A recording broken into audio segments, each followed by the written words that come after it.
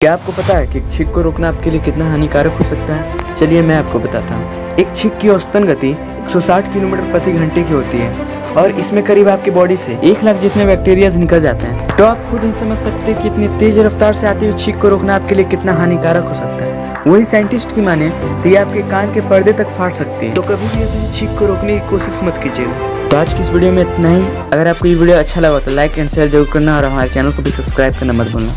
Good bye.